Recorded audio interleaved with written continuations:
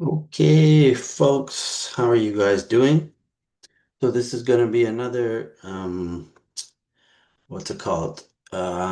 Session prep video where I show you how I prep for a Burning Wheel game. Let me see. So let me move that there. Okay. So I don't know if any of you guys watched my last our last game. A lot went well. I mean, a lot of cool stuff happened, and it was still just set up an intro and kind of like building to where we're going. But the ball is in motion. So now the way I do it is basically I have here um, the beliefs, instincts, and traits of all the PCs, and I'm going to go down the list. And based off of what happened last session, I'm going to talk about it and see if I can like write a scene down that's going to help it. All right, so here we are. Let me just increase the size of the text so hopefully you can read it better. There we go. This first one is Era Wen, 35-year-old peasant, augur, recluse wizard, crazy witch. So last session she had summoned um, she had failed the summoning to the dead ghost of the ghost of Lucarn and Kellen's father. Uh, and It was failed. I don't know, some of you who watched this stream might have not really understood how it could have been a failure if he was actually summoned and presumably didn't attack the party, which is totally fair, and that's me doing my typical GM tricks. Um, Basically, there's a twist coming up. Whatever the ghost had relayed to the party is a bit of a lie or a fake or a ruse. And Basically, I'm trying to lead them into a trap. The ghost wants something from Lucarn or Kellen. He wants them to get the axe of Dwarvish lords. In a way, his reasons are kind of selfish and foolish. So, um, I will convince the noble bastard to believe his father's ghost, and lead us to reclaim the axe.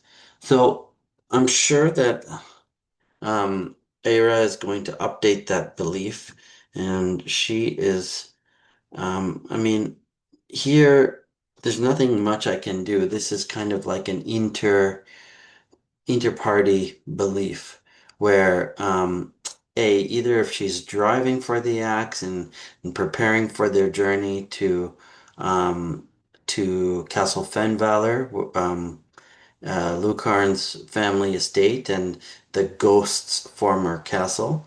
If they go there, it's satisfying that belief, moving in the direction of the axe. And if she also, she's probably going to update sorry, James is probably going to update this belief to broaden this from noble bastard, who is Kellen, to Luke to include Lucarn and Kellen. So here I could ask a question, I could ask, so how do I make it so that there we go, bold this, and I'm gonna just do a color red. Um, Raise a question in game about how um Era feels bound to the brothers because of this. belief.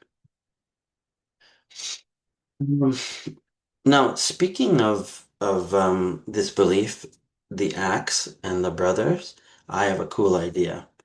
Notice here, um, down here, Era has the dreamer trait, right?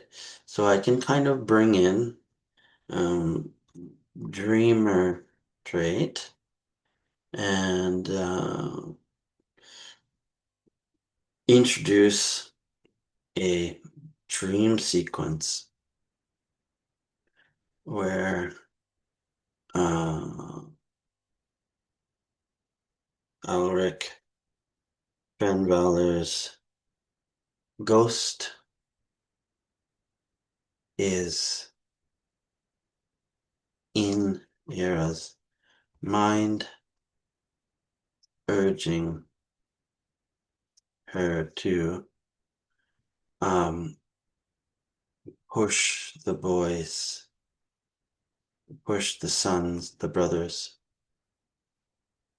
to the to fulfill. How do I spell this?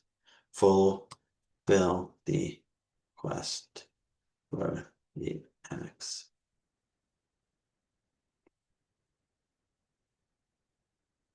The dead do not lie. Okay, so that I think that's enough for this belief. There's probably going to be a lot more that the player is going to drive on for this.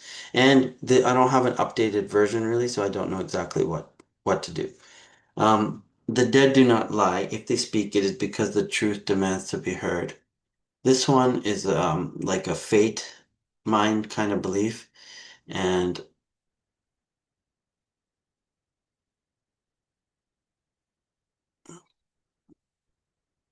yeah, again, if James keeps this belief, then it's only going to reinforce visitations from the visitations from the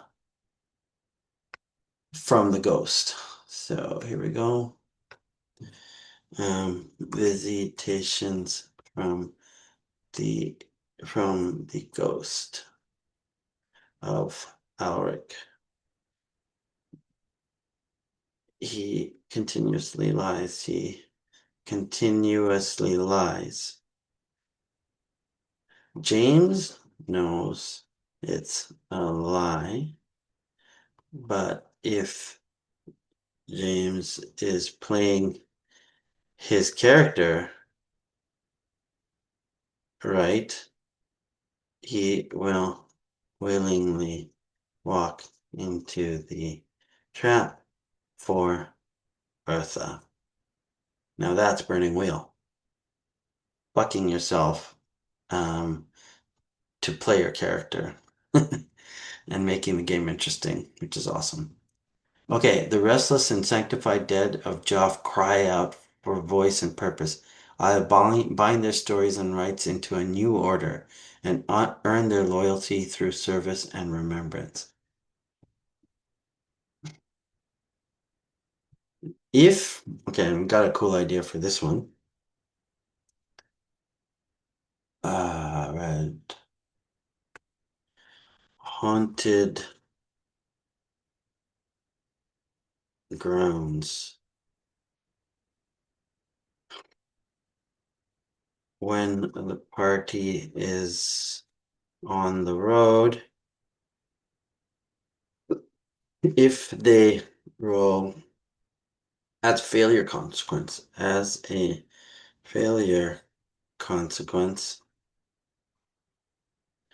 uh, for some test to get to Castle Fenvalor, can introduce a scene of bereaved. My spelling sucks. Bereaved Ghosts begging for or wailing for their slain loved ones.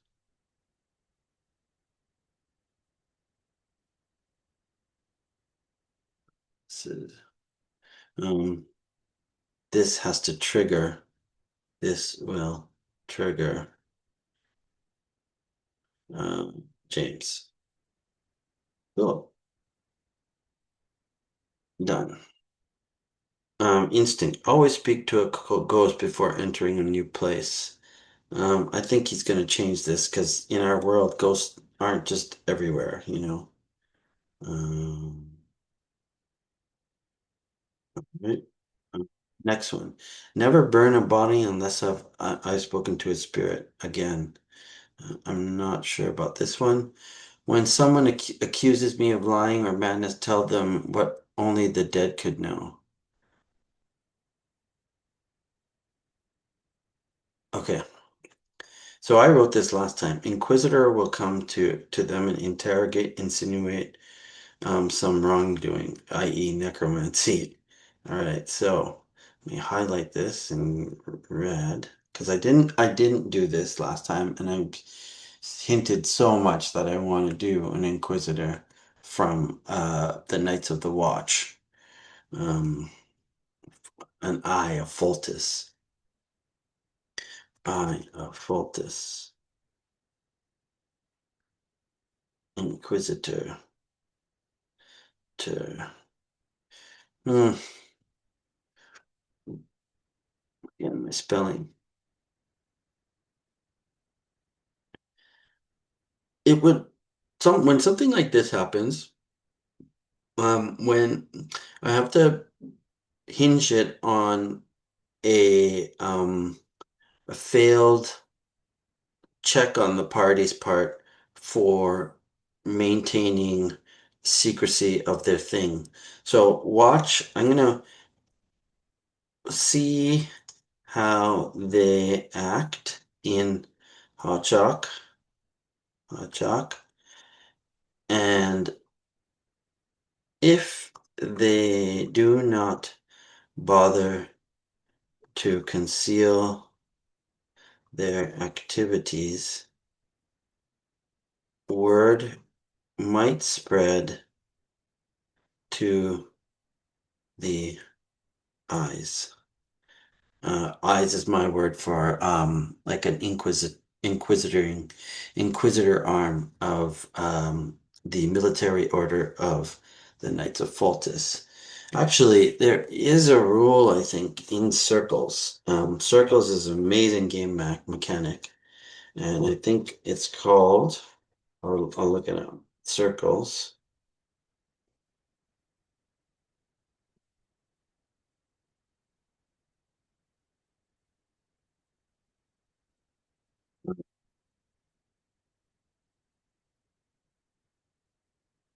Infamous. It's something with, oh, circled. Enemies, naming the enmity clause, affiliations, reputations, infamy.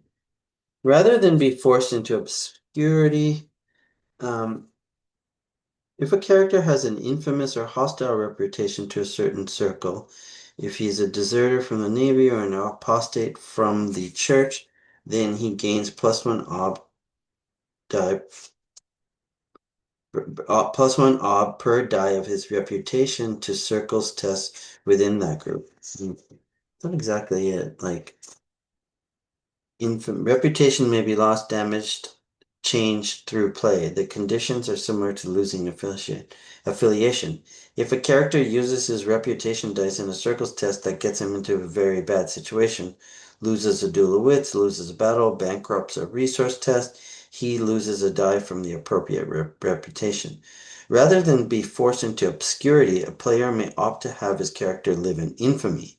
When threatened with losing a die to his so these don't really apply. Advancing exam. But there was something like that where, all right, I think that's it. Just some kind, if watch how they're doing, and if they fail somehow, the eyes of Foltus come in and question them. All right. And obviously, the Inquisitor would, the Inquisitor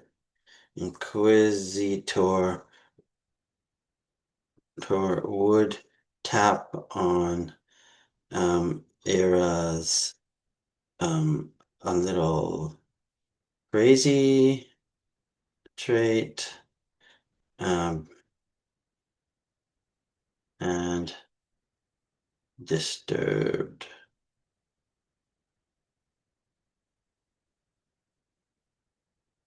Right.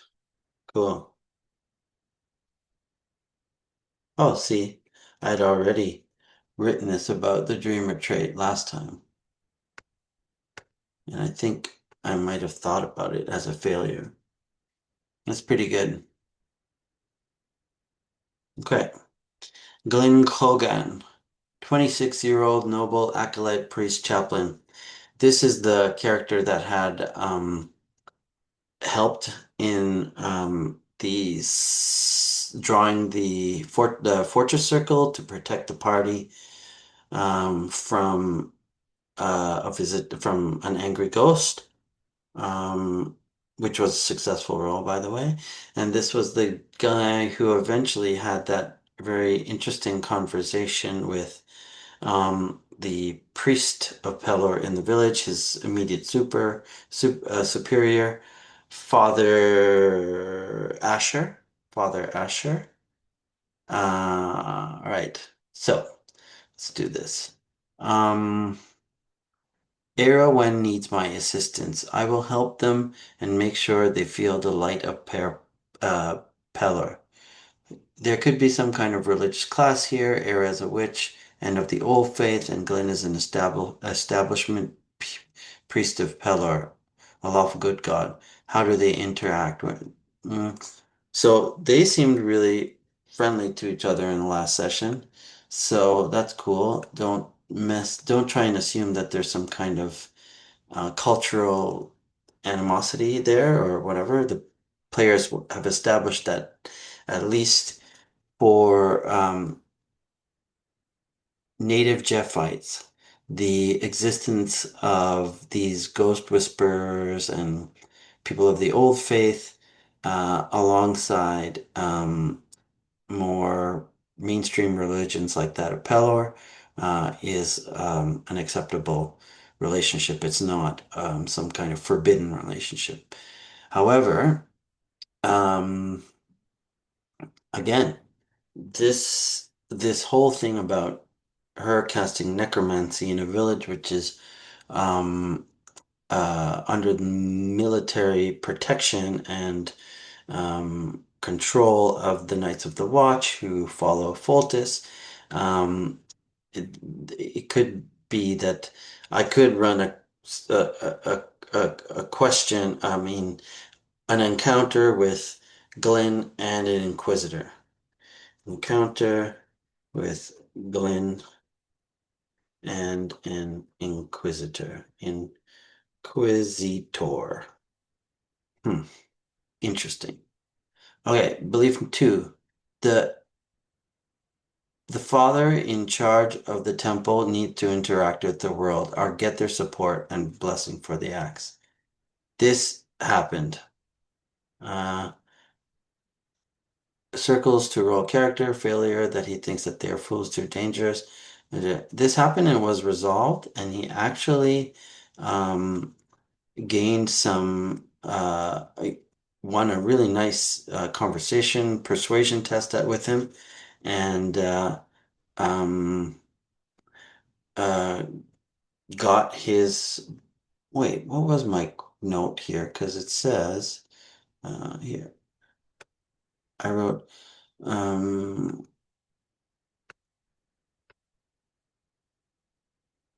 Circles to roll Kelly.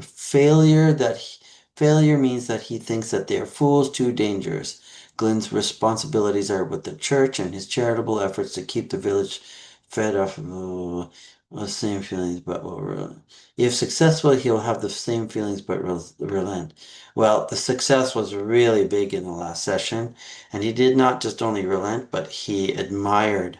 Okay, so what I do to update this is,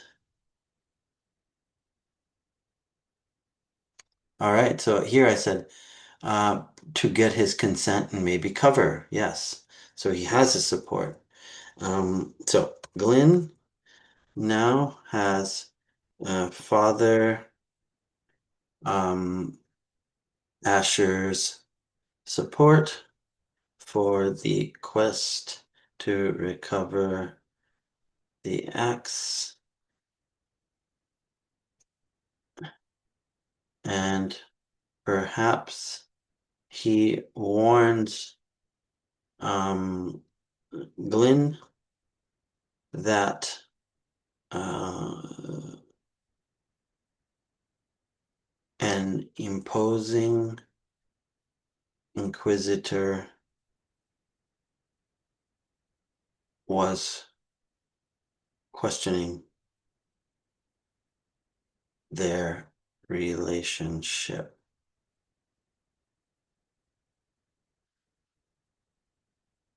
Cool. Talira Venshade is my connection to the. I will protect her, threaten her hives with an undead zombie thawed from ice. This I love this idea. Threaten the hives. Um, and I do need to do something with her, but this didn't seem to work because we're still in the winter. But how else can I threaten her? Oh yeah, again the Inquisitors. This idea I'm gonna save it. Um, but for future, I read okay the part when I listened to the actual playback of the summoning scene. Um, I'm pretty sure that James playing Era described Era carving the circle into the floor. If the Inquisitors show up to Glenn's cottage or farmhouse, they would ask to see to step in and have a look around. Okay. Inquisitors at the farmhouse, snooping. All right. Wow. I don't know. Okay, instincts. Praise Pelor, be kind, keep my sword by my side. Okay, and how, okay, instincts are great. How can I trigger the be kind thing when it would be a pain in the ass for him? Have a, see, see, you see here how I'm like be looking at all these aspects of the character and then tying up, finding little snippets of conflict that can generate some cool scenes that would um, allow the player to um, role play that aspect of what's on the character sheet. This is super important. You remember every time when you're playing Burning Wheel, you come at the table, you read these BITs, belief, instincts, and traits, and then you're like, ah, shit, yes. That is who my character is. This is what I've written down, and you'll see how it keeps building and growing and changing. In this one, be kind. Have a cruel, lawful, neutral guard assaulting an innocent bystander in front of Um, brother Glenn.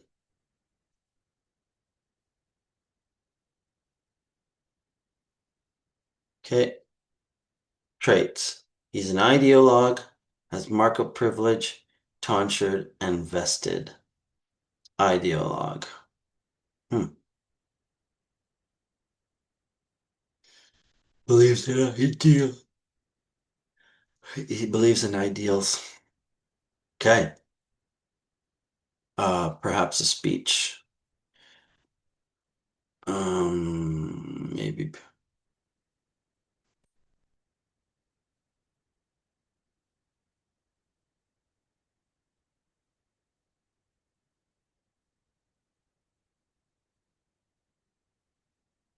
trial. Huh. Keep my sword by my side as a last resort.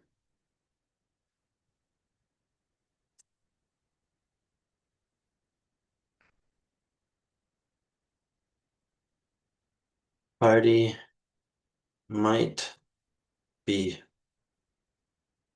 put on trial where swords are not allowed to be worn. They have to hand them in. Will Glenn?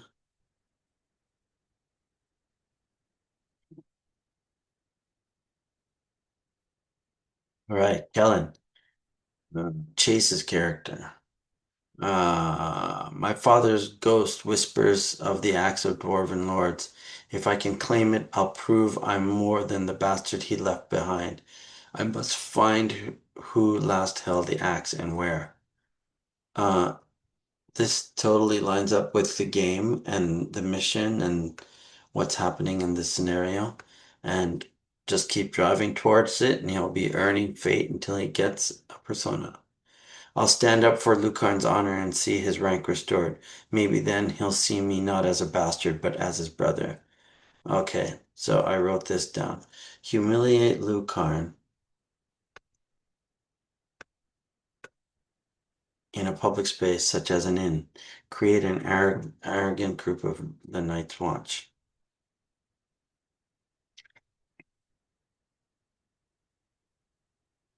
Yeah, I've wanted to do this. This is also gonna hit Chris, who's playing Lucarn's character. Uh, why? So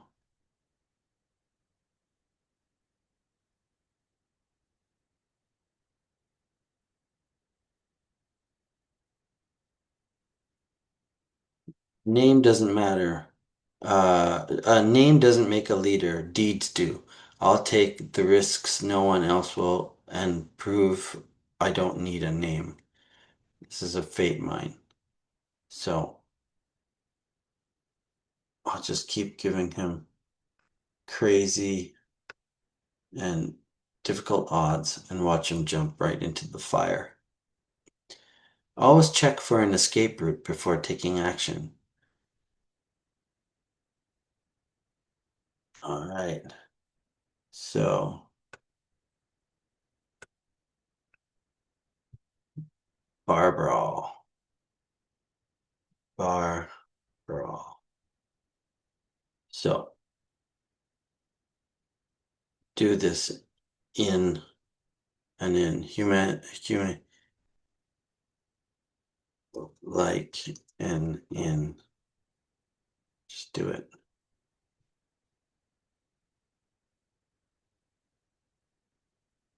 Bar brawl. Yeah. Always scout ahead in unfamiliar territory. He will be alone in the wilderness. Okay. That's his instinct too. Mhm.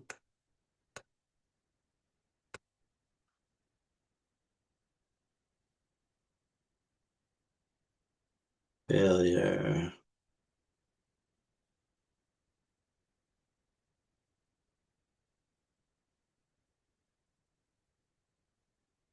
I have to make a random table of failure consequences in the wilderness.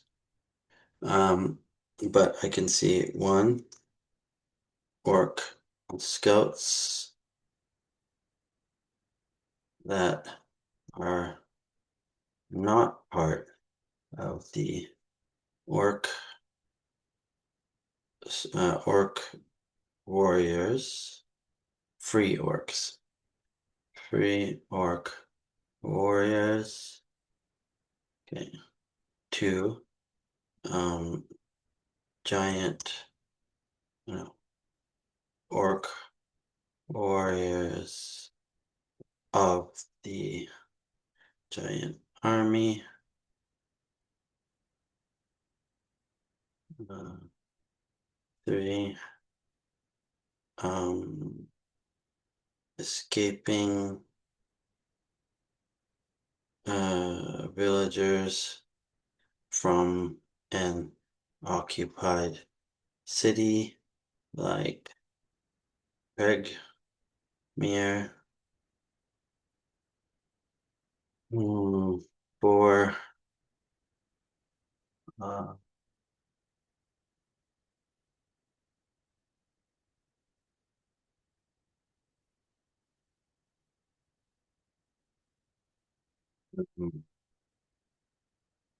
patrol, hotshot patrol, hotshot patrol, coming back to uh, base.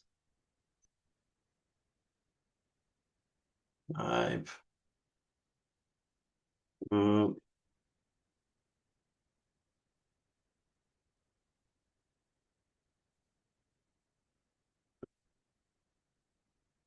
what's another encounter in the wilderness during the giant wars? Uh, oh yeah.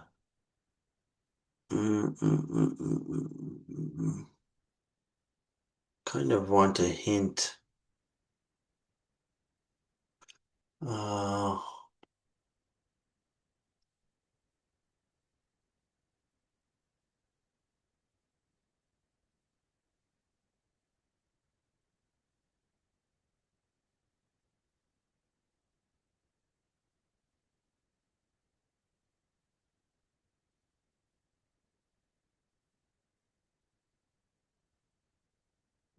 mysterious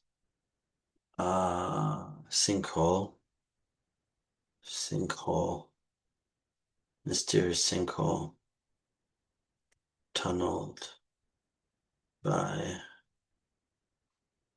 by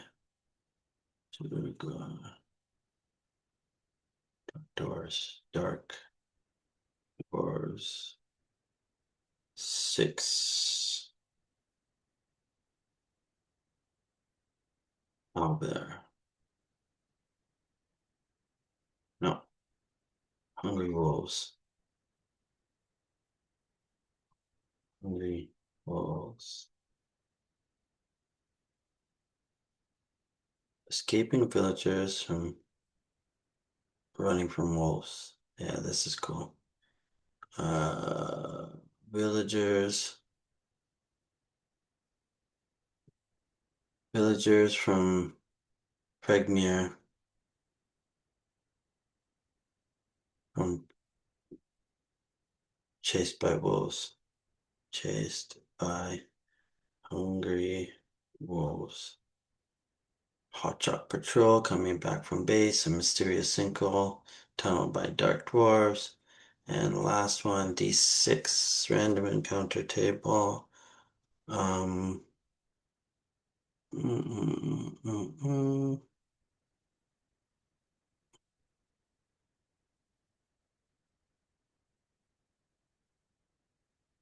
mm, mm.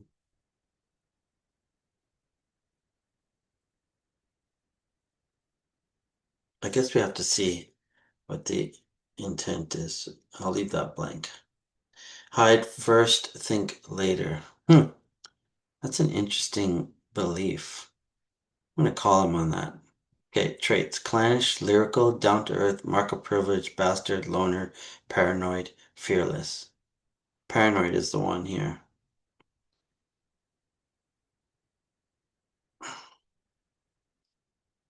Paranoid.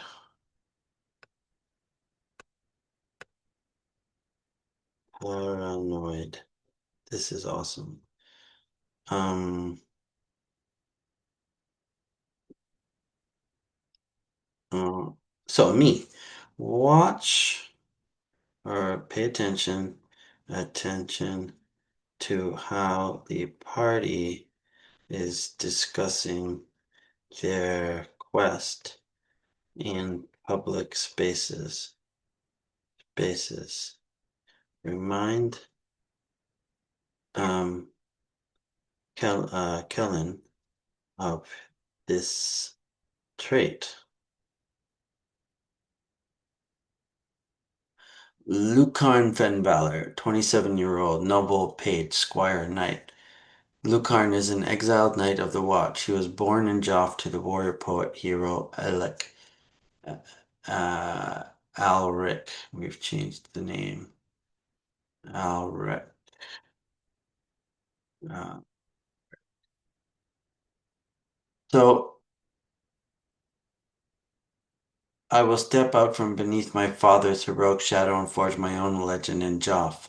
Though I was exiled from the Knights of the Watch, I will return to my homeland with accomplishments worthy of the Fen Valor name.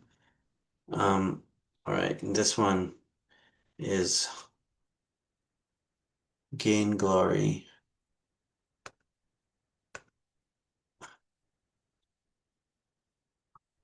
Gain glory from getting the axe.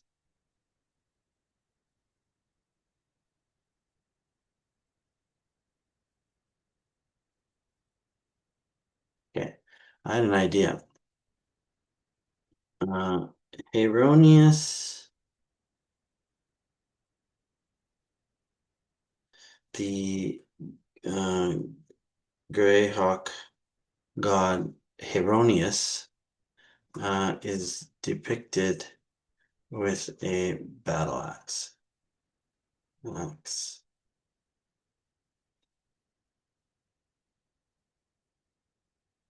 Mm, present.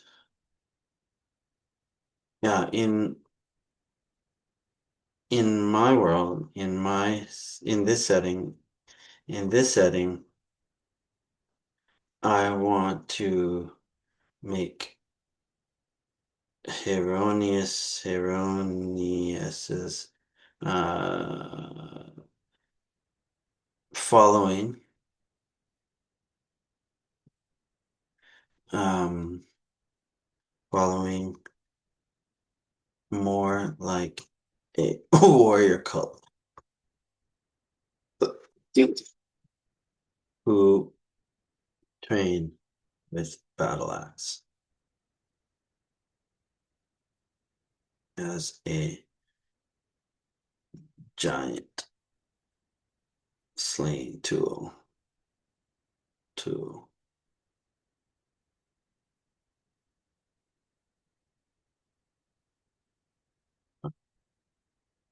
Initiate a scene. No, I'll just say under control you.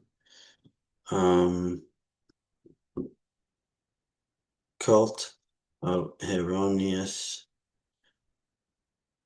knights practicing sing battle axe warfare, battle axe fighting,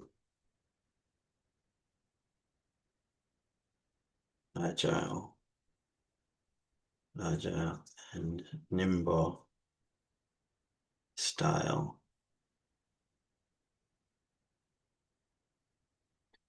No,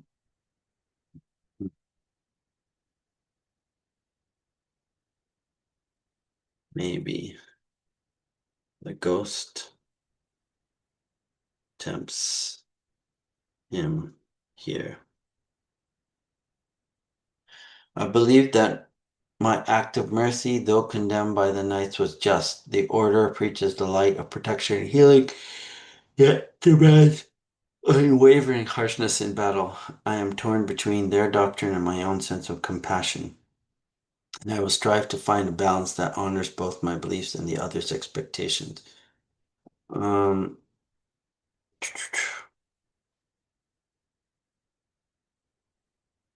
Not sure. I think Chris is going to fix this belief a little bit, make it more easy, make it easier for me to tap. Um, Same thing, he's fixing that third belief. Always face danger with my companions and never run. This will be great if there's an owl bear.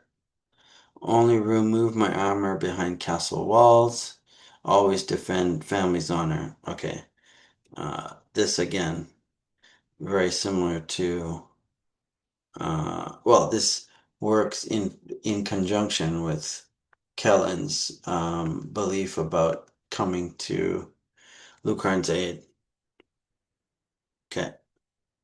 Mark of privilege for an homage, 1,000 yard ceremony.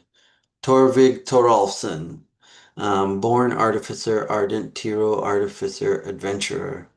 A dark blah blah blah. Okay, the witch says a ghost knows something about the acts of dwarvish lords. Ghosts are all liars. No matter what the ghost says, I'll convince everyone that we should first search Dun Kazdrath. I'm sure the ruins aren't haunted anymore and have been ignored by the invaders. Okay, so he did have a duel of wits with the party, and they both earn a major compromise. He's still going to assume. All right, so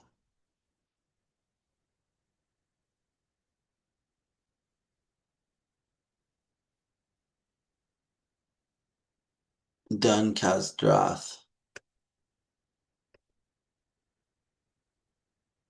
The axe is in the barrier peaks, according to Alric the Ghost.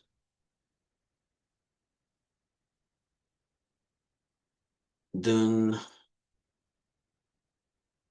Kazdrath is rumored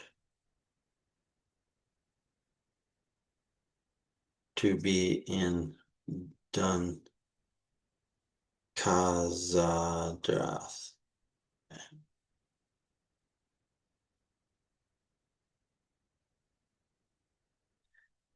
At Castle Fenvaler, evidence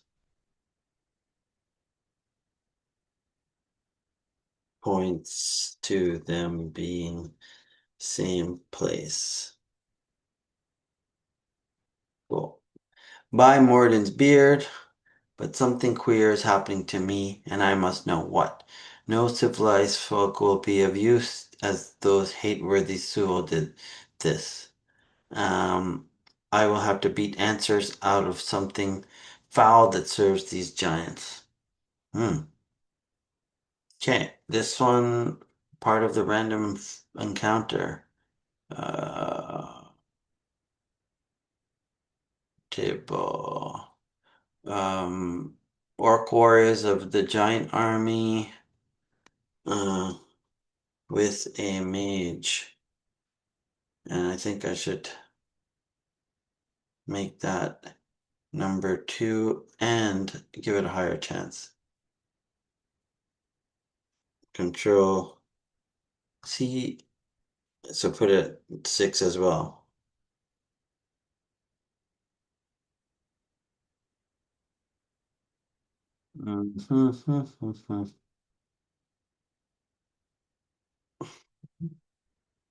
Yeah, my cool idea for this is that somehow these magical giant race um,